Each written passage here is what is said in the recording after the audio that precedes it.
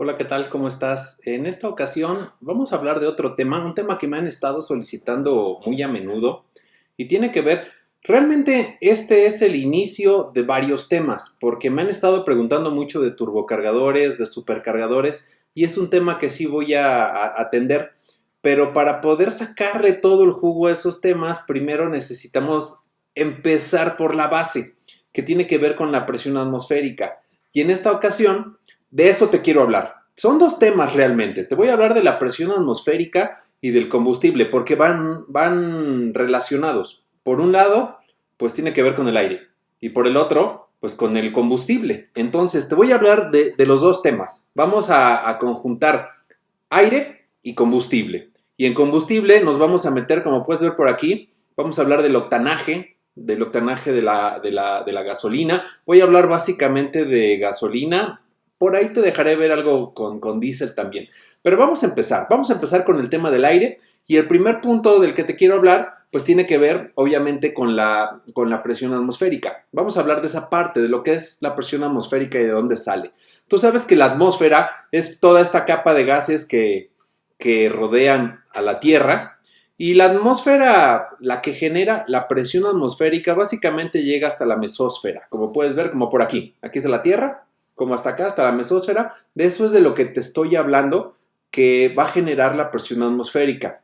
El aire, al estar compuesto por varios elementos, tienen peso. Todos los elementos de la materia prácticamente tienen peso. Entonces, si tiene un peso, imagínate que te estoy hablando si habláramos de un trozo de madera y lo pones sobre tu mano, pues sientes un peso. El peso del aire no lo sientes porque estás acostumbrado, porque vivimos en la atmósfera, entonces todo el tiempo nos está presurizando una columna de aire, que si vieras desde aquí abajo a nivel del mar, pues la columna de aire va a llegar, como te comentaba, hasta la mesósfera, más o menos 100 hasta 150 kilómetros de altura. Es donde todavía hay gases y esos gases están ejerciendo una presión encima de ti. Ahora bien, de ahí sale la presión atmosférica. Por otro lado, vamos a hablar de los componentes del aire. ¿Qué es lo que tiene el aire? Déjame mostrarte aquí más a detalle. Aquí los podemos ver. Los componentes del aire, pues básicamente es el oxígeno.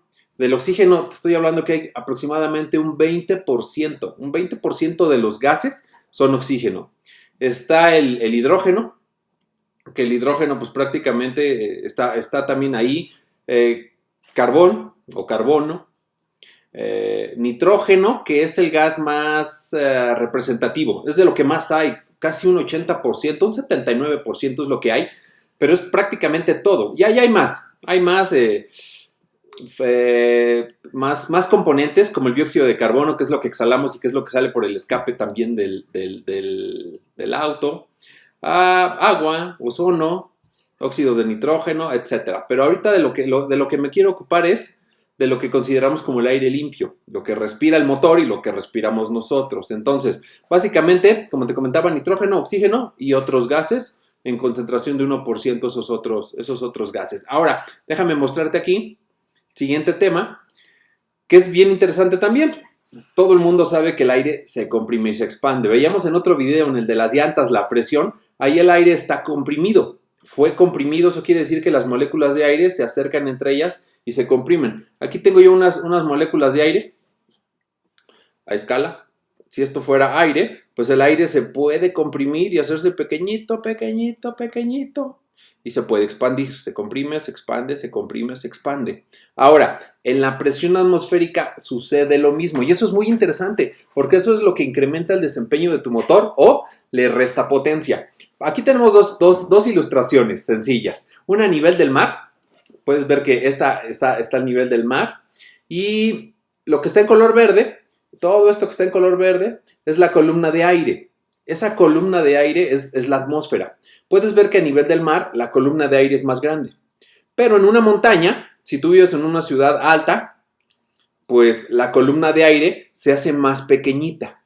Entonces, hay menos cantidad de gases y la presión que generan también disminuye. La presión atmosférica a nivel del mar es de un bar o 760 milímetros de mercurio, o algo que se utiliza mucho en mecánica automotriz son kilopascales. 101.33 kilopascales es la presión. Para redondear, 100 kilopascales. Digo, la pequeña variación no nos hace muchas cosquillas. Pero entonces, conforme tú vas subiendo respecto al nivel del mar, este dato es bien importante, apréndetelo de memoria. Cada 100 metros que tú subes respecto al nivel del mar, la presión atmosférica disminuye 1%. 100 metros, 1%. Si tú estás en una ciudad a 500 metros, estamos hablando que la presión atmosférica ya bajó 5%. Y esto es importante porque esta presión atmosférica es la que se encarga de meter el aire a los cilindros. Mientras más presión haya, más aire va a meter. Y recuerda, a nivel del mar, me cayó el aire. A nivel del mar, las moléculas están más comprimidas. ¿Por qué? Porque hay más presión atmosférica. Si esta molécula estuviera hasta acá abajo, prácticamente a nivel del mar, esta molécula está más comprimida. Entonces, la cantidad de moléculas que vas a poder meter a tu motor se incrementan. ¿Me explico? Por otro lado, si estás en una ciudad alta, estas moléculas no están comprimidas, están expandidas. La cantidad de moléculas que caben en ese motor es menor. Entonces, como la presión baja, la potencia y el torque del motor también bajan en la misma proporción. 1% por cada 100 metros que sube respecto al nivel del mar. Y eso es crítico. Cuando tú revisas los valores de torque y potencia, te están dando los nominales a nivel del mar. No te están dando en la ciudad donde tú vives. Si tú estás en una ciudad muy alta, a 2000 metros sobre el nivel del mar, te estoy hablando que ya perdiste 20% de tu potencia. Eso es una terrible noticia. La buena noticia es que le pasa a todos los autos de aspiración natural. Porque más adelante, cuando hablemos del turbocargador y el supercargador, eso es una ventaja, porque esos sistemas compensan esa pérdida de altura. Es como si te regresaran lo que veíamos ahí por la montaña, es como si te regresara esa presión que perdiste. Entonces, son increíbles. Pero bueno, hasta este punto entonces, ya quedamos claros qué es la presión atmosférica, de dónde salió, de qué está compuesto el aire, y 3, cómo afecta la altura a la presión atmosférica. Ahora vamos con el siguiente tema. Ya hablamos del aire. Ahora, el combustible, ¿de dónde sale el combustible? Quizá alguna vez has escuchado hablar el término hidrocarburos, que el petróleo es un hidrocarburo. Por lo tanto, la gasolina y el diésel también son hidrocarburos. Hidrocarburo quiere decir que es una molécula compuesta de hidrógeno y carbono. Básicamente HC, si tú has analizado alguna vez y donde tú vives hay analizadores de gases de las emisiones contaminantes, algo que te miden son hidrocarburos. Te miden dióxido de carbono, monóxido de carbono, pero el hidrocarburo es combustible crudo completamente. Y quizá hayas escuchado hablar, por ejemplo, del propano, del butano, metano. Todos estos son hidrocarburos. Te voy a mostrar, sin meterme mucho, pero no queda de otra. Lo tenemos que hacer, ¿no? A temas de química. Mira, aquí tengo algunas moléculas. El metano, puedes ver en color negro el carbono y el hidrógeno. El propano, que tiene 3 carbonos y tiene 8 hidrógenos. Así es como se van formando. Y es muy probable que hayas escuchado hablar acerca de este es bien interesante. Está el butano, te mencionaba, pero en el tema de gasolina, aquí puedes ver el tema de gasolina, que es el octano. ¿Alguna vez has escuchado el octanaje? Cuando vas a cargar combustible, seguramente hay 2 bombas al menos, o 3 o 4, dependiendo de dónde vivas, donde se menciona diferente nivel de octanaje. Y tú sabes que mientras más octanaje tenga, es más costoso ese combustible. ¿Por qué se le llama octano? Un octano, aquí está. Te quiero mostrar esta molécula. En esta molécula de octano, tú puedes ver que tiene 8 carbonos. Tiene 8 carbonos y 18 hidrógenos. Esto es un octano, se llama octano porque tiene 8 moléculas de carbono. Pero aquí hay algo también bien interesante. ¿Qué es el octanaje? Déjame pasar a ese tema. ¿Qué es el octanaje? Aquí está, aquí lo tengo, el octanaje. ¿Pudiste ver en la imagen anterior que te mostré, por ejemplo, el propano, como todos los carbonos están acomodados como en línea y ya salen, es como si fuera una vara, como si fuera así una tira, como esto, no sé, no, una pluma, están así acomodados. Eso lo hace hasta cierto punto frágil. En este caso puedes ver que el octano tiene ramificaciones de carbono, o sea, está el carbono, pero unos hacia abajo, unos hacia arriba. Eso lo hace más resistente. Es como si fuera una malla de alambre, a diferencia de un solo alambre. Un solo alambre es muy frágil. ¿Qué es el octanaje? El octanaje, y aquí vamos a romper varios mitos que hay con el octanaje, que dicen, bueno, es que mientras mayor octanaje tengo mayor potencia. ¿Por qué? Este es el mito. Esto es incorrecto, ¿eh? Lo que voy a decir es incorrecto. Dicen que más octanaje es más explosiva la gasolina. Mentira. El octanaje es la capacidad antidetonante que tiene la gasolina. Es decir, no debe de explotar fácilmente. Y de aquí eso parte de la forma molecular que tiene, donde yo te decía, si es una línea como el propano, ¡pum!, es muy flamable. Fácilmente se rompen esas cadenas y se convierten en energía. En este caso, esta soporta. Este octano lo que debe soportar es la presión. Tú sabes que el pistón sí. Tú sabes que el pistón sube, comprime, y esto genera calor. El octano debe soportar calor sin explotar. Esto también genera presión. El octano debe soportar presión sin explotar. Mientras más octanos tenga el combustible, mayor es su resistencia. No explota hasta que salte una chispa. Esa es la clave de los motores a gasolina. El combustible debe soportar la presión altísima, pero aguantarse y no explotar hasta que salte la chispa.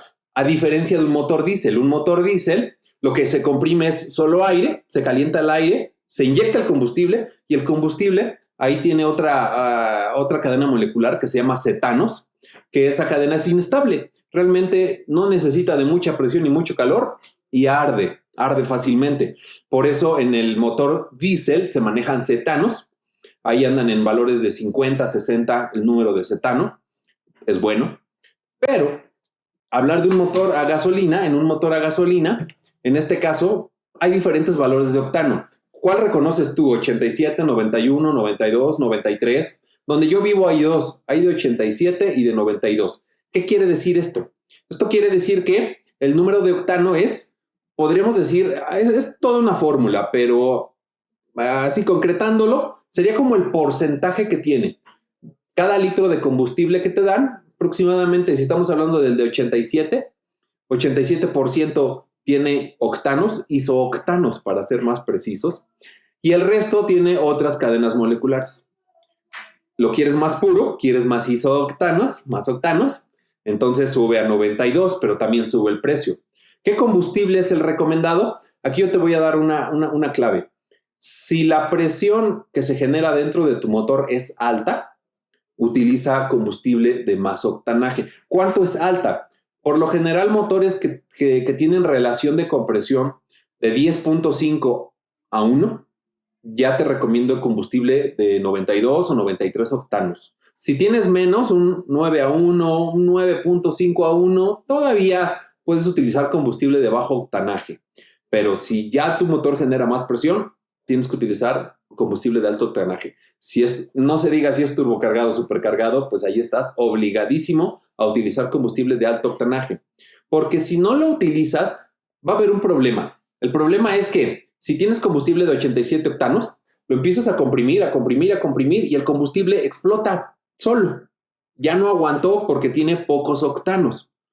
Y eso se da una explosión y unos instantes después salta la chispa, se da otra explosión, las dos explosiones chocan entre sí y eso es lo que se conoce como cascabeleo, depende de dónde vivas, hay quien le llama pistoneo, cascabeleo, knocking, y eso es un problema porque eso puede llegar a perforar incluso los pistones, genera más calor y hay una perforación de pistones. Sin embargo, las computadoras de hoy día, si el vehículo tiene inyección electrónica, tienen sensores que detectan esto. Y si detectan que está cascabeleando el motor, lo que va a suceder es que sabe perfectamente la altura a la que va el pistón y se genera el autoencendido. el cascabeleo o detonación. Preignición, tiene muchísimos sinónimos. Entonces, va subiendo el pistón, aquí se genera, lo que pasa es que la chispa se adelanta para que antes de que explote solo el combustible, la chispa sea la que lo explote. Pero ahí hay un problema, porque el pistón apenas va subiendo y luego baja. Así va el cigüeñal, ¿no? Sube y baja. Pero sube, la potencia, el torque se debe entregar ya después de que alcanzó el punto muerto superior y aquí, pues, para que te impulse. Pero si la fuerza se da antes, es como si en la bicicleta vas pedaleando hacia adelante y antes de que llegue el pedal hasta arriba, pedaleas para atrás.